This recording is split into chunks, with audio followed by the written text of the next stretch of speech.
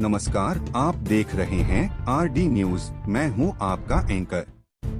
आइए शुरू करते हैं आज की बड़ी खबरों के साथ।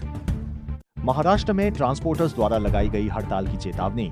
महाराष्ट्र के परिवहन मंत्री ने ट्रांसपोर्टरों से ई चालान विवाद पर 5 मार्च से प्रस्तावित हड़ताल वापस लेने का आग्रह किया है। ट्रांसपोर्टर्स का कहना है कि सिर्फ कानूनी वाहन चालान लगाए जा रहे हैं और सरकार ने कहा कि केवल अधिकृत अधिकारी ही चालान जारी करेंगे। वहीं जेपीपीसीपीआई 2 कांग्रेस सीएलपी की बैठक 5 मार्च को राज्यसभा उम्मीदवारों के नाम पर फैसला। हिमाचल प्रदेश कांग्रेस ने 5 मार्च को सीएलपी मीटिंग निर्धारित की है, जिसमें राज्यसभा के लिए उम्मीदवारों के नाम प्रस्तावित और नामांकित किए जाएंगे। नामांकन 5 मार्च तक है और चुनाव 16 मार्च को होगा। 3 आईसर ईआद 2026 के लिए पंजीकरण आज से शुरू।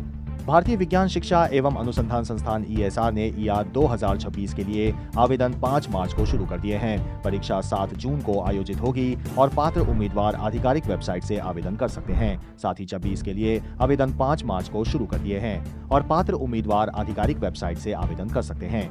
4 ईरान के राजनयिक का बड़ा बयान, उस भारत को शक्तिशाली नहीं बनने देना चाहता। एक ईरानी राजनयिक ने कहा है कि अमेरिका भारत और अन्य उभरते देशों को मजबूत होने से रोकने के लिए संघर्ष और दबाव बना रहा है। यह बयान मध्य पूर्व में तनाव के बीच आया है। 5 ईरान इजराइल युद्ध के बीच फंसे भारतीयों की वापसी शुरू। ईरान इजराइल संघर्ष के चलते यूएई सहित अन्य खाड़ी देशों में फंसे भारतीय नागरिकों को निकालने की प्रक्रिया शुरू हो गई है। एक दिन में करीब 20 भारतीय स्वदेश लौटे। भारतीय कामी कार पर हमारे साथ में पास मंत्री को लेकर 20 भारतीय नागरिकों को 20 कामी कार, मंत्री को पार, मंत्री का कार पार 4 कार पार कर, मंत्री को पार 20 भारतीय नागरिकों, बीसीपी आर बार कर 20 भारतीय नागरिकों को मंत्री को लेकर कार पार कर, भारतीय नागरिकों को मंत्री को पार। 6 भारत और इंग्लैंड का 23 वर्ल्ड कप सेमीफाइनल आज मुंबई में। 23 वर्ल्ड कप 2026 के सेमीफाइनल में भारत और इंग्लैंड आज मुंबई के वानखेड़े स्टेडियम में भिड़ेंगे। फाइनल 8 मार्च को अहमदाबाद में है। 7 देश भर में आज होली उत्सव की धूम, मौसम की भी जानकारी। 4 मार्च को होली का रंगोत्सव पूरे भारत में मनाया गया। मौसम विभाग का पूर्वानुमान भी मौसम की स्थिति पर अपडेट दे रहा है। 8 3 मार्च को भारत में दुर्लभ चंद्र ग्रहण ब्लड मून देखा गया। 3 मार्च को भारत समेत उत्तर भारत के कई हिस्सों में चंद्र ग्रहण दिखा, जो लोगों ने अपनी तस्वीरों और वीडियोस में साझा किया। 9 सीबीएसई ने 5-6 मार्च के बोर्ड परीक्षा पेपर्स को मध्य पूर्व देशों में स्थगित किया। सीबीएसई बोर्ड ने मध्य पूर्व में 5 और 6 मार्च को होने वाली कक्षा 10वीं और 12वीं परीक्षाएं स्थगित करने का निर्णय लिया है, विवादित क्षेत्र के हालात के कारण। 10 ओडिशा में बीजू पटनायक की 110वीं जयंती की तैयारी। ओडिशा में महान नेता बीजू पटनायक की 110वीं जयंती 5 मार्च को पूरे राज्य में उत्साह और कार्यक्रमों के साथ मनाई जाएगी। 11 संसद में आर्थिक मुद्दों पर जोरदार बहस। लोकसभा में आज महंगाई और बेरोजगारी को लेकर विपक्ष ने सरकार को घेरा। प्रधानमंत्री नरेंद्र मोदी ने जवाब देते हुए कहा कि भारत की अर्थव्यवस्था वैश्विक चुनौतियों के बावजूद मजबूत स्थिति में है और सरकार युवाओं के लिए नई रोजगार योजनाएं ला रही है। 12 सुप्रीम कोर्ट का महत्वपूर्ण फैसला। सुप्रीम कोर्ट ऑफ इंडिया ने एक अहम मामले में सुनवाई करते हुए राज्यों को निर्देश दिया कि वे लंबित प्रशासनिक नियुक्तियों को जल्द पूरा करें। कोर्ट ने पारदर्शिता बनाए रखने पर विशेष जोर दिया। 13 आरबीआई की नई गाइडलाइन जारी। रिजर्व बैंक ऑफ इंडिया ने डिजिटल पेमेंट सुरक्षा को लेकर नई गाइडलाइन जारी की है। इसके तहत बैंकों को साइबर फ्रॉड रोकने के लिए अतिरिक्त सुरक्षा परत लागू करनी होगी।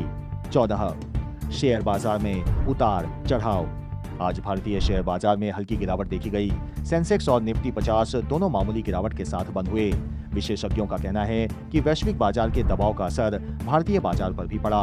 15 इसरो का नया मिशन सफल।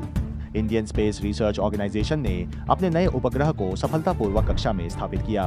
यह सैटेलाइट मौसम पूर्वानुमान और आपदा प्रबंधन में मदद करेगा। 16 दिल्ली हाईकोर्ट में सुनवाई। दिल्ली हाईकोर्ट ने राजधानी में प्रदूषण नियंत्रण से जुड़े मामले में सरकार से विस्तृत रिपोर्ट मांगी है। कोर्ट ने कहा कि वायु गुणवत्ता सुधारने के लिए ठोस कदम जरूरी हैं। 17 आईपीएल 2026 की तैयारियां तेज।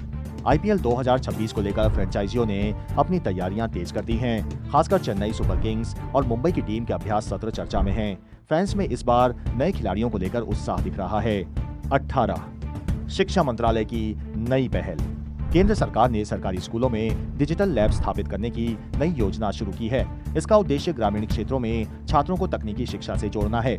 19 मौसम विभाग का अलर्ट। उत्तर भारत के कई राज्यों में अगले 48 घंटों में हल्की बारिश और तेज हवाओं की संभावना जताई गई है। किसानों को फसल सुरक्षा के लिए सावधानी बरतने की सलाह दी गई है। मौसमी ने कई ने 20 महिला दिवस की तैयारी जोरों पर।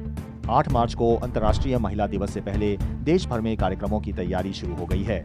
विभिन्न राज्यों में महिला सशक्तिकरण से जुड़े विशेष आयोजन किए जाएंगे। 21 रेलवे की नई वंदे भारत ट्रेन का ट्रायल सफल। भारतीय रेलवे ने नई रूट पर वंदे भारत एक्सप्रेस का ट्रायल रन सफलतापूर्वक पूरा किया। अधिकारियों के अनुसार यह ट्रेन यात्रियों को तेज, सुरक्षित और आधुनिक सुविधाएं प्रदान करेगी। जल्द ही इसे नियमित सेवा में शामिल किया जाएगा। 22 उत्तर प्रदेश में निवेश शिखर सम्मेलन की घोषणा। योगी आदित्यनाथ ने राज्य में बड़े निवेश शिखर सम्मेलन की घोषणा की। सरकार का दावा है कि इससे हजारों युवाओं को रोजगार मिलेगा और औद्योगिक विकास को नई गति मिलेगी।